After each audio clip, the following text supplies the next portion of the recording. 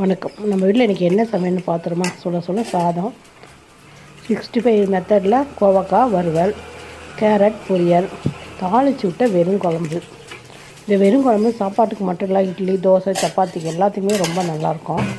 காய் எதுவும் போடாமல் வைக்கிற குழம்பு, அதனால் இது பேர் வெறும் குழம்பு. இந்த குழம்புக்கு ஒரு 1.5 கைப்பிடி அளவுக்கு தேங்காய், ஒரு கைப்பிடி அளவுக்கு சின்ன வெங்காயம், 1 ஸ்பூன் ஜீரகம், 1/2 ஸ்பூன் மஞ்சத்தூள், காரத்துக்கு வெறும் மிளகாத்தூள் ஒரு ஸ்பூன், பெரிய ஸ்பூனில் 1 ஸ்பூன் எடுத்துக்கோங்க. இதை மிக்சியில் கொடுத்து நல்லா பேஸ்ட்டாக அரைச்சிக்கணும். அரைச்சதை ஒரு பாத்திரத்தில் ஊற்றி அதோட மிக்சி கழுவின தண்ணி, அது கொஞ்சமாக புளி தண்ணி கொஞ்சம், இதை ஊற்றி அடுப்பில் வச்சு இதை நல்லா கொதிக்க விடணும். இந்த கொதிக்கிற குழம்புக்கு நம்ம ஒரு தாளிப்பு ரெடி பண்ணிடலாம். வானலில் எண்ணெய், கடுகு ஊற்றி கொஞ்சம் நிறையவே வெங்காயம் போடணும். இதில் வெங்காயத்தை நல்லா வதக்கி அதோட கருவேப்பிலை, இடித்த பூண்டு இதெல்லாம் நல்லா கொஞ்சம் நேரம் வதக்கி அதை இந்த கொதிக்கிற குழம்போடு சேர்த்துக்கணும். நடுவில் நான் உப்பு போட்டிருக்கிறேன். கொதிக்கிற குழம்போடு சேர்த்து நல்லா கிளறி விட்டு இறக்கி வச்சு அதில் நம்ம கொத்தமல்லியை போட்டு நல்லா கிளறி விட்டிங்கன்னா சூப்பரான ஒரு வெறும் குழம்பு ரெடி ஆகிடுச்சு.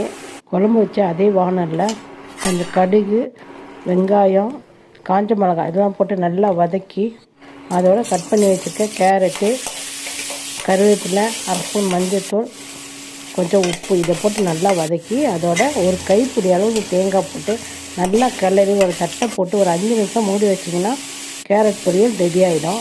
கொஞ்சம் கோவக்காய் வீட்டில் இருந்தது, அதை 65 மெத்தடில் வறுக்கலாம் அப்படின்னு எடுத்து வச்சுருக்கேன்.